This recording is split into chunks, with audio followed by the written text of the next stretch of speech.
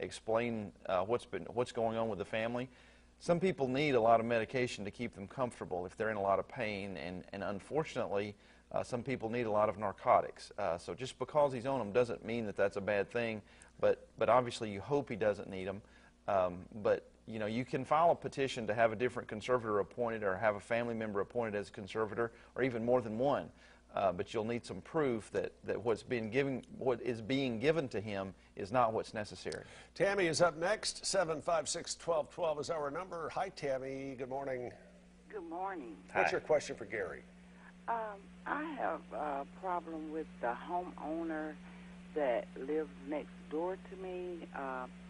They have a tree that has fell down and damaged my car. Then it damaged one of my family members later on. These were two different incidents. And I have spoke to this homeowner on several occasions, and so has my husband. She has dead limbs hanging down.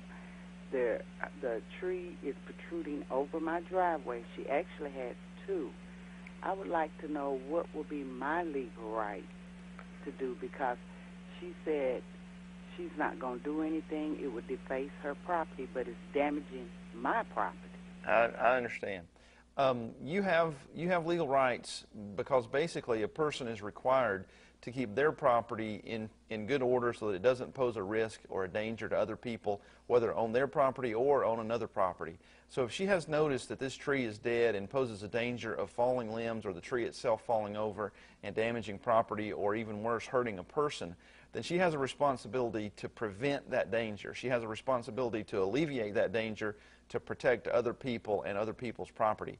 Because that's now, you know, committed harm by falling and hurting somebody apparently and hurting property, you have a legal cause of action against her where you can actually sue her for the damages caused by those falling limbs.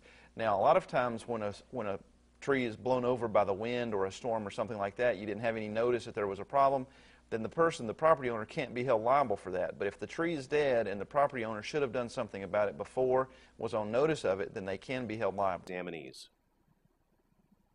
It has been noted elsewhere that tobacco use can increase the chances of developing asbestos-related lung cancer by 9,000%. As mentioned earlier, the study also indicated that 42% of the participants in the study suffered from obesity, which may have had some bearing on the shortness of breath. However, that would not by itself have had any bearing on the abnormalities found in workers' chest x-rays. Those at risk for developing respiratory disorders include electricians, pipe fitters, boiler makers, and other repair and maintenance personnel. The reason is that for half a century, asbestos was used as an insulator against both heat and electrical current dangers. At the time, electric wiring, panel partitions, and electrical cloth all contained asbestos materials, which were likely to become friable as they aged. The asbestos danger was not confined to the workers themselves. As several lawsuits have demonstrated, secondary exposure has resulted in the deaths of family members as workers brought these asbestos fibers into the home. The fibers were frequently contained in the hair and on the clothing of these workers and inhaled by unsuspecting family members. Paper and pulp mills. A French study carried out in 2002 involved 63,000 men from 13 different countries. These men had worked for at least 1 year in the pulp and paper industry between 1945 and 1996. Of those studied, 22,650, or about 36%, had been exposed to asbestos fibers at some point in the course of their employment. 14 of them had died from pleural cancer or mesothelioma. The remaining 47,000, who had not been exposed to asbestos on the job, had half the overall rate of mesothelioma of those who had. Statistics for Tennessee. Tennessee has 4 major population centers: Memphis, which is the state's largest city; Nashville, the largest metro region overall; Chattanooga, and Knoxville. The remainder of the state is primarily rural.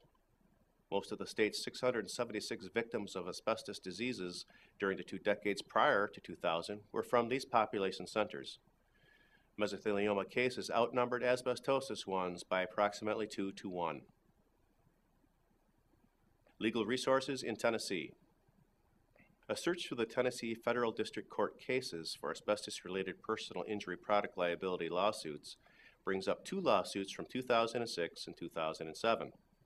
However, each of these cases is a petition for removal from asbestos litigation, not a lawsuit brought by an individual affected by an asbestos-related disease. Tennessee is ranked 24 in the U.S. for mesothelioma cases. With a mesothelioma mortality rate of 7.09 per million, Tennessee has a crude mortality rank of 46 in the country. Tennessee has 2 known asbestos-exposed areas, the Chattanooga Nuclear Powerhouse in Chattanooga and DuPont in Hickory.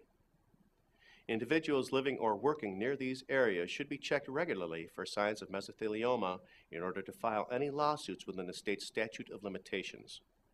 While many of these sites have been inspected and some have been cleaned up, anyone who worked or lived in these areas before asbestos contamination was reported can still be affected.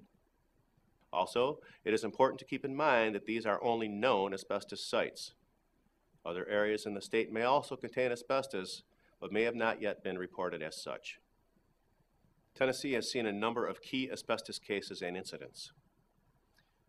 Asbestos dust from disintegrating floor tiles was discovered at the Chief Sorting and Collections Facility for the U.S. Postal Service in Oak Ridge, Tennessee. In May of 2007, OSHA reported that asbestos exposure was a risk to the employees there, who could get asbestos on their skin and clothing via contact with the mail cases, mail totes, and mail trays. At first, the Postal Service was fined $1,500 by OSHA for what it termed a serious housekeeping violation. Later, however, an appeal reduced the fine by half. Both USPS and OSHA officials announced that a plan had been determined for addressing the floor tile problem until a $90,000 project to replace the tiles is completed. The floor would be mopped and vacuumed daily. The safety manager for the Postal Service Tennessee District said that air quality evaluations found no immediate hazard to workers. Another Tennessee asbestos case occurred in the summer of 2007 when James Wees, a Tennessee resident, filed an asbestos suit in Madison County Circuit Court. Wees claimed that this mesothelioma was wrongfully caused while he was employed between 1940s and the 1990s as a welder, pipe fitter, and laborer. Weese's claim alleged that he was exposed to asbestos products in the workplace and while completing automotive repairs and home renovations. His lawsuit named 118 defendants, including Alcoa, CBS, Discount Auto Parts, Dow Chemical, ExxonMobil, Ford Motor Company, General Motors, Goodyear, Honeywell International, Ingersoll Rand, John Crane, Owens, Illinois, Pabst Brewing, Sears, and U.S. Steel. The case, which asked for $250,000 in damages, alleged that the defendants knew or should have known that the asbestos fibers in their products were toxic, poisonous, and highly dangerous to people's health.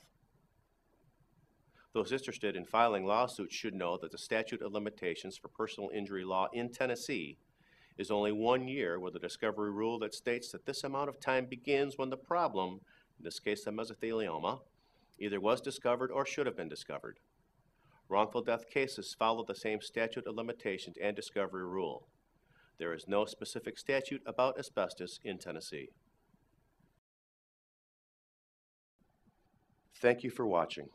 This video was produced by Asbestos.net, a leading resource on all aspects of asbestos and mesothelioma.